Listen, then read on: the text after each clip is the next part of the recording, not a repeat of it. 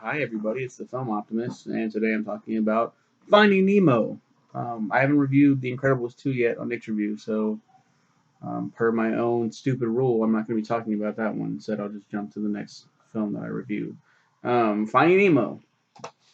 Man, it's a Pixar, back to back Pixar stuff, so pretty cool. Let's see if we can do this without Wikipedia again. Here we go. This might be a 30-minute video again, damn near. We open up to the great blue ocean, beautiful blue ocean. Pixar has always been great at, I think, after Monsters Inc., because I think Finding Nemo came afterwards, has been great with keeping their films looking fresh even now. Like, if you pop in Finding Nemo now, like, there might be some people that will complain about their fucking 4K TVs not being able to, like, it shows the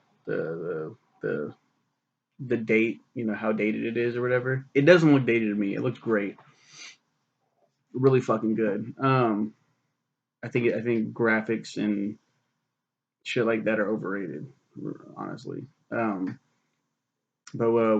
Big Blue Ocean, we have this anemone that two fish have just moved into, two clownfish by the name of Marlin and Coral, married couple, and they have a bunch of babies right below the anemone in this big open hole that anyone can go into and just, kill their fucking babies. That probably won't happen. This is a kids movie, right? Um, and Marlin and Coral are super adorable together. They're all playing, and they're flirty and shit like that. And Marlin goes out. It's what is it? The reef, the drop off. That's what it's called. The drop off. It's where the anemone is situated. You can see the whole ocean. It's amazing, amazing view.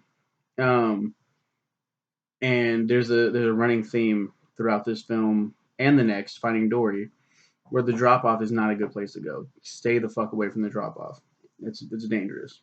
But everyone congregates over there. It's kind of like being in like a really beautiful city, but like there's like murders happening all the time. But it's beautiful, so people congregate there.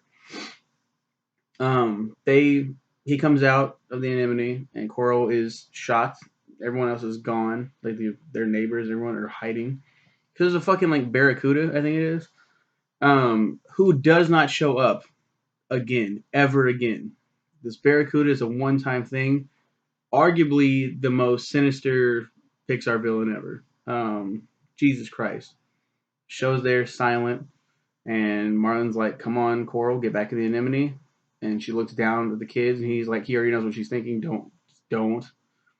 They'll be safe. Just get inside. And who's to say they would be or wouldn't be? But Coral makes a fatal mistake of flying down, swimming down, into the hole. The Barracuda comes down. Marlin is about to square up with this motherfucker, and he gets smacked in the face through the anemone, hits the anemone walls. He's knocked out. He wakes up. He comes out.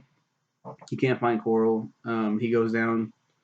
It's very like, it's like people talk about Up in the first like, what, 5 minutes? I don't even know how long the opening is. It's so depressing. This is like 10 times worse than that. This is horrible. They've had children. Their children are. He goes down to the hole. There's no kids. They're all gone. What the fuck? He's just lost his wife and all of his kids in one fell swoop. Fins in his face. He's sobbing, and he looks down and hope. There's one egg left. And he goes down there and there's a crack in the egg. But oh, it's okay. He's still breathing. So I'll protect you. I'll protect you. And there's a conversation that he and his wife have. He's like, we haven't named him yet, and he's like, well, this half Marlin Jr., this half Coral Jr. There, we're done. She's like, I like Nemo, and he's like, Nemo, and it's like, okay, well, we'll name one Nemo, but I'd like most of them to be Marlin Jr. It's really funny. But then like so, to fulfill his wife's dying wish now, Jesus, he's gonna name this one Nemo, and he cares so much about Nemo. We see in the future, it's time for school. Nemo's jumping up and down. Marlon, time for school, time for school. He wakes up. He's like, okay, let's go. Because of what happened to him, he's traumatized of the ocean. He's scared of his son getting hurt. And his son looks remarkably like Coral. Like, oh my God. And because of the attack, he has a little gimpy fin. He has one they call it a gimpy fin. My bad if I'm offending any gimps out there or whatever. Um, one fin's regular and the other one's just kind of like this, and he can barely, but he makes it work. And they're going to the school, and he's like very, oh my god, please, oh my god, and he sends him off, and he's just like fuck, like, and being a parent myself, and now my daughter's in school, I totally get like sending her on the school bus now. She just started riding the school bus. It's fucking nerve wracking. So I totally get where he's like, oh, fuck. And on top of the trauma and shit. So um, he goes to school. The parents of the other rambunctious kids are like, man, it's the first. I was nervous wreck the first time I went off to the drop off, and he's like, the drop off, and oh my god, are you insane? And freaks out, and there's a lot of good writing in here that I'm not going to try to replicate. It's one of the best Pixar movies ever made. Period. He rushes off to the drop off to go get his son back. His son, with those other rambunctious kids, they go off from the group with Mr. Ray, their teacher and scientist. They go off. They go and they see a boat, and they're like, "Let's go and touch the butt," is what they keep calling it. It's really funny. Um, and Nemo isn't going to do it. One, he's like, "That's not safe." Two, like I know like I'm gonna be perceived as a pussy, but I'm good. But his dad sees it and he thinks, oh my god, he's gonna go out there and touch it. What the hell are you doing? Because of this argument, it's kind of like the straw that broke the camel's back. He's like, you know what, fuck it, I'm gonna go touch the fucking boat. Fuck you. The ocean's not that big of a deal. Goes over, touches the boat, and he's coming back, and then the diver that's in the boat captures Nemo. Oh no! And they take a picture of Marlin. He's shell shocked. I think I've said that word already, but this is a real shell shock. Like when like in video games when a grenade goes off behind you and it's just like you just see white. I feel bad for our veterans. That's what happens to him. He's blinded by the light. He can't see the boat. He's trying to go after the boat. He runs into Dory, one of the biggest Pixar characters ever, and one of the most lovable characters ever. He runs into her. She's seen a boat. Let's go. I'll take you. And then she's kind of acting weird and like, why is the fuck, like, stop following me. And tries to evade him. And he's like, you're showing me where the boat went. Oh, the boat, it went over here. And he's like, you already told me this. What's going on? She suffers from short-term memory loss, which is a huge running gag that they make into a really good plot device for the sequel. And like when you think about the implications in the first film, you're like, oh, that's kind of depressing. One of the writers talked about it in Finding Dory in the commentary. He was like, we said about making this sequel, and we were like, huh, I'm kind of worried about her. Like, where is her family? What's going on? Like, he brings up the family, and she's like, yeah, it runs in the family, or at least I think it does. And she's like, where are they? And it's really funny, but it's like, oh fuck, like, oh man, poor Dory. Um, well, now he's stuck with Dory. Basically, she tags along with him. He really can't shake her. He tries to get rid of her several times throughout this film, but he just can't seem to shake her. Like there's implicated like, okay, I'm good, like, and then there's straight up like, I don't need you, like, go away. Like straight to her face. And they immediately run into sharks, three sharks, and they're vegetarian sharks. This film came out before Shark Tale, DreamWorks Shark Tale, so Pixar did vegan sharks before they did vegan sharks, which is really funny. There's a shark in Shark Tale that's vegan, and like it's funny. Like whenever I talk about Shark Tale, I'm like fucking vegan shark, but that's what they did in this film, like in Pixar, in Finding Nemo. It's like anyway, they're going to this meeting, and the main shark, Bruce, this big great white, who's the leader. He's been without fish for a long time. He's been without bloody meat and stuff. The other fish are kind of, it's implied that they're breaking, they've broke a little bit, and they've relapsed, so to speak. Um, the big one smells Marlin's blood. No, Nemo's or Dory's blood. He like smacked her in the face on accident, and just blood and seeps into his nose, and great chase scene, awesome. Um, they after that move on. They get away from the sharks. There's a bunch of balloons in the water. They're really underwater mines, and it sets off this great thing. And then this is where we learn that Dory can read somehow, um, which they follow up in the sequel. It's like, okay, there we learned how she can read. So, but she can read. It's very funny. It adds to her character in this film. It's like she reads escape. Gets out of there. Now they're off. They're trying to find the EAC, East Australian Current.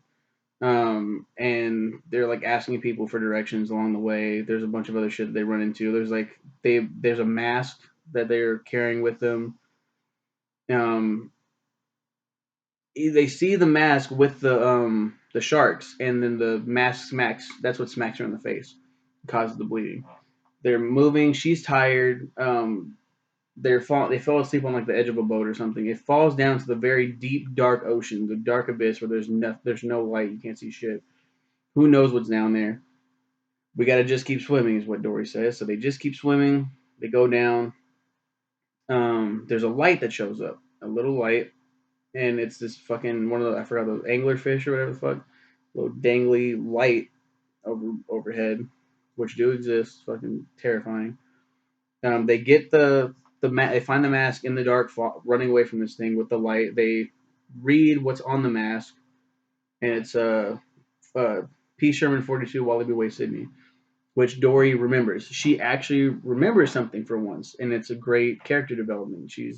That's one thing that she's holding on to this whole time because she wants to be with Marlin, and I've always seen it like kind of like a romantic kind of relationship thing. Like she likes him, but it's it's just a friendship thing. But it's like she really likes him as a friend, and like she hasn't had a friend all these years, so that's what makes her remember. And they go on, and they find the East Australian Current through a group of fish that can form into different pictures and shit.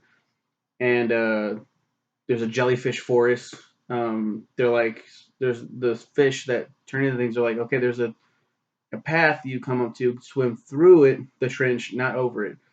And when they get there, she's like, I feel like we should go through it. And Marlon's like, are you fucking no, we're going over. And they go over a bunch of jellyfish.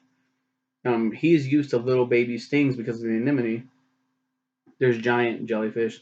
They're jumping on the tops, but Dory gets hit by one at one point and is knocked out. And Marlon lifts her up, tries to get through there, goes through the fucking jellyfish, big tentacles. They're both fucked up now beyond compare. Here comes a big turtle to save them, and I don't know if this is confirmed to be Crush, but we meet Crush. He wakes up on Crush's back. He feels like he's gonna throw up. Crush is like a surfer dude. It's implied that he's a stoner, and there's like a theory or something like that, like something about sea turtles have this thing they go through their head that make them they're like stoners. I forgot what the scientific reasoning for that is, but they're on the EAC officially. Dory is fucked up. She's got this huge scratch alongside of her, but she's fine. He tells his life story basically since Nemo's been captured to this little group of turtles. These little turtle babies tell the story, and it goes across the ocean. Meanwhile, I've totally neglected the fact that Nemo has his own story going on too. He's been captured. The diver that got him, P. Sherman, is a dentist in Sydney who loves to go diving for fish, and he has a tank full of different fish, different kinds of fish out of the ocean. But he's got them from different fish places. Like he's bought them. This one he actually captured, and they're the tank gang, is what they've become to be known as. There's Gil. There's fuck. This is when Wikipedia would come in handy. Gil, Pidge. Can't hear you, Pidge. Fuck. Is that her name? She's the starfish. Flo, Deb, and Flo. Deb is this beautiful little fish. She thinks her reflection is her twin sister Flo, and it's a play on ebb and flow of the ocean. The guy who likes bubbles. I don't remember his name. There's a big bloater fish, um, and then there's a little one, and then there's like a fucking shrimp. I'm gonna fucking look this up real quick because I they deserve more. The Tank Gang deserves more justice. Um, it's a great group of people though. I shouldn't do this. I shouldn't do this because it's gonna knock me out. It's gonna knock me out of the video. I should just use my phone. But anyway, he meets the Tank Gang, and they want to. Gil, especially, is like the leader of the Tank Gang. He wants to get the fuck out of there. And he thinks Nemo is the way to go. He thinks Nemo can get them the fuck out of there because he's small enough to fit into the tube that gives the filtration system. He can swim up there. They can stop the motor. Like they can go over. They can stop the motor. He can climb up there, and then, or no, he can jump over, put the motor, go back out to the filtration system. It'll get dirtier and dirtier, and then they can get the fuck out. Nemo almost dies. He almost gets sucked into the motor. So they stop doing that, but then they eventually stop it, and it gets dirty and dirty. Overnight, the dentist gets a new filtration system, which is much better, and yeah, it's it's pretty cool. And Nemo learns that he learns from a pelican that his dad's on the way to save him, and he hears this huge story. They took on three sharks. He was in a flock of turtles. He went through a jellyfish forest, like this amazing. He's like, and he looks at his dad like he's actually coming for me. He's coming to save me. Like I didn't think my dad's scared of the ocean. I'm a lost cause. There's no way I'm going back home. And now he's got this renewed vigor. Like, oh my god, my dad's coming. I have to be ready for him to come get me. Here we go. Gil, Bloat, Peach. That's Peach. Bubbles, Bubbles. Gurgle. See, I would never got fucking Gurgle. I don't think he goes by that name. Devin Flo, Jacques is a cleaner shrimp. He's the one that cleans the, the thing as well. Nigel is the pelican. Coral. Squirt is Crush's son. Mr. Ray. Bruce, Anchor, and Chum. Anchor and Chum are both. There's a hammerhead shark and a mako shark. They both are mako shark. I don't know. I like how it says Bill Hunter as Dennis. His name is P. Sherman. That's his name. It's probably not confirmed that that's actually the person. It could have been somebody else. I've always thought that was Pete Sherman.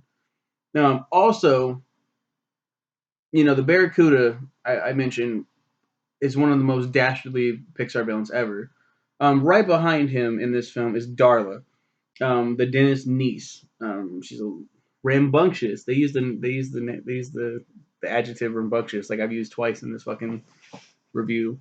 Darla is she doesn't know how to take care of fish. She pokes on the glass. She fucking takes the bags of fish and fucking shakes the fuck out of them and kills them.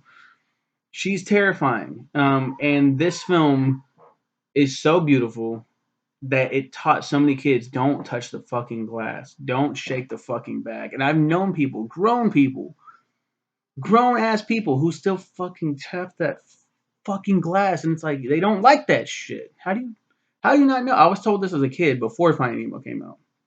Of course, kids are assholes and they'll do whatever they feel like anyway. But then like you kind of feel bad. Like you kind of feel kind of remorseful. Like these fish, like try to put yourself in the fucking fish's gills and shit. Like you're just like fuck, like, oh, stop fucking poking me, please. That's not cool.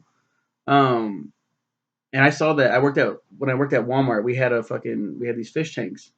I think they got rid of it the year before I was fired. They had these fucking fish tanks, and this one kid with special needs, he was poking the glass, and the mom was like, "Remember Finding Nemo?" And the kid was like, "Oh, okay, sorry." And I was like, "Wow, that made me feel." Oh, and I went up to her. I was like, "Ma'am, I just have to say, like, you know." And then she was like, "Oh yeah, my son's special needs, and he doesn't know any better." And I was like, "I don't need to know that."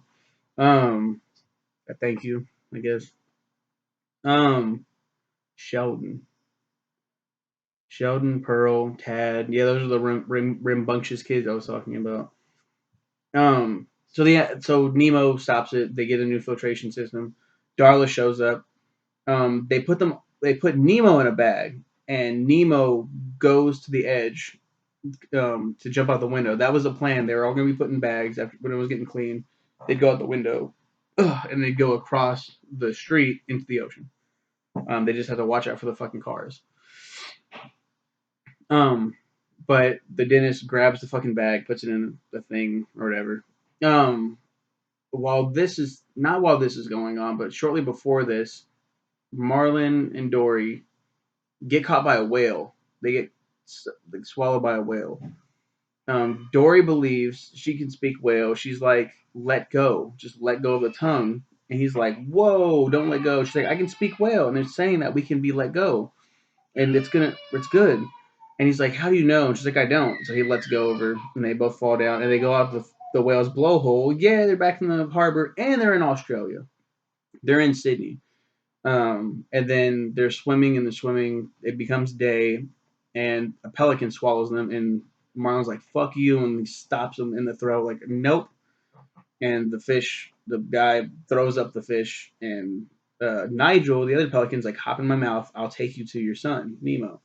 While these seagulls, Molly, they try to come over and fucking take over. They're silly villains. Those are Molly. Um, they get the fuck out of there. He takes him to the dentist's office. There's Nemo. Nemo is pretending to be dead at this point. Marlin sees his son floating upside down. He's like, "Fuck, my son is dead." They leave. Marlin is not dead, or Nemo's not dead. He's just playing dead so he can get flushed down the toilet. But for some reason, the dentist is a terrible fucking person. Takes the takes it to the trash can.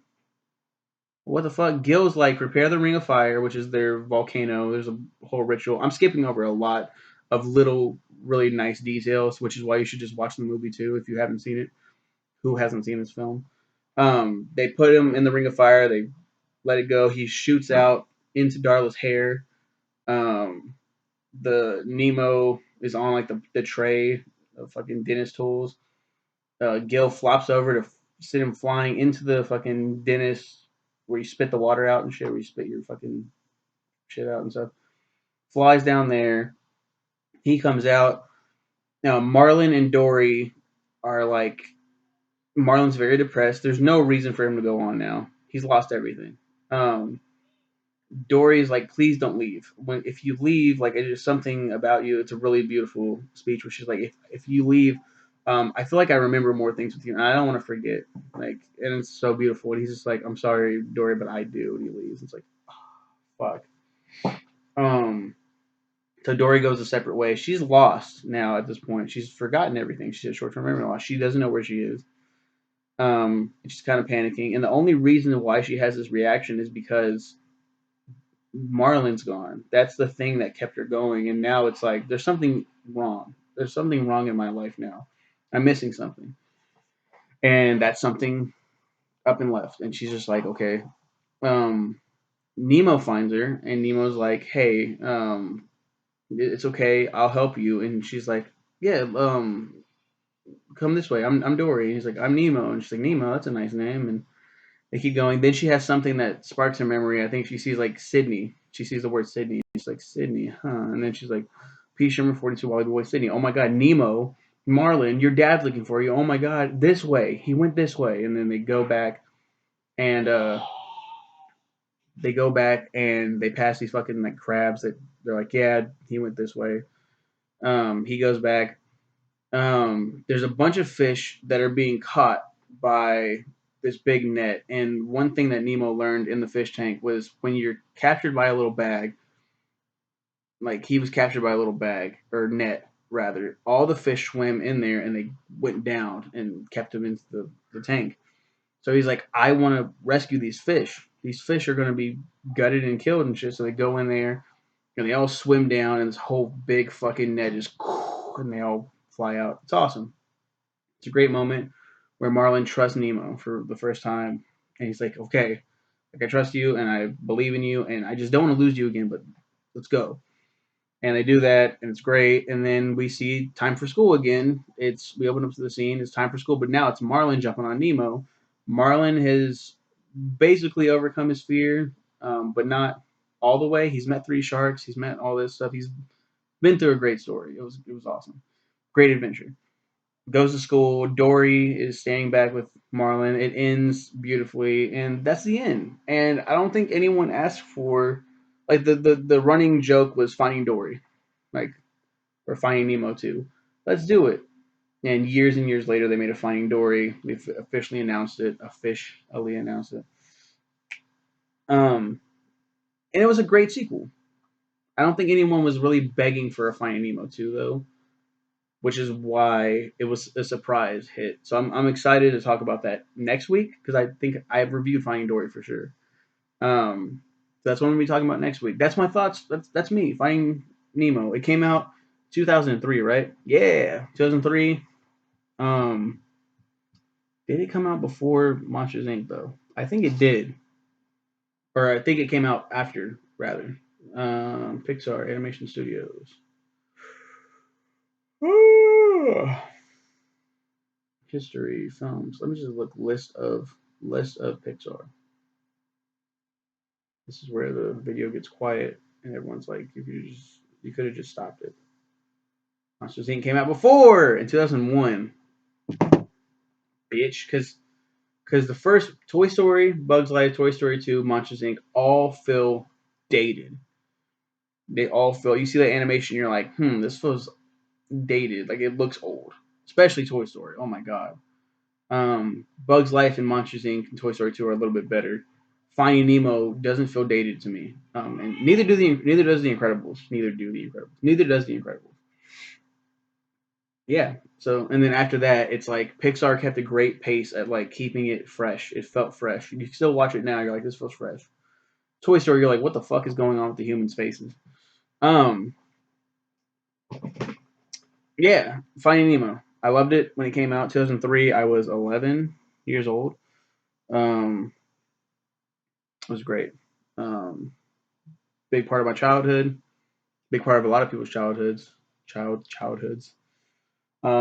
Especially my wife's. This is my wife's favorite Pixar film of all time. I think now we both have come to the agreement that Coco is amazing. And then we just saw Soul like back in I think back in December or early January, and we were like, and I don't know if she's made a decision yet on which one's better, Coco or Soul, but I feel like Soul is really fucking good. Now I'm just like talking about, but because of my wife, Finding Nemo wrote like kept rising and rising and rising. And I was like, I understand now. Like we used to go to sleep to that film. She would turn on the TV, and then we'd fall asleep to that music. I'd wake up like 3, 4 in the morning, like, and I just hear that the rush of the water and the fucking song and shit. I'm just like it's beautiful. It's easy to sleep to, but I'm like, I really don't like the light. I really don't like the sound. I just want to go to sleep and pitch black darkness. But but yeah, Finding Nemo. Almost 30 minutes, longer than the Incredibles review. But yeah, next week I'll talk about Finding Dory. I can't wait to talk about that one. It is a delicious sequel. It's really good. You guys have a good one. Um, just live your life, like Rihanna and Ti said. Okay, bye.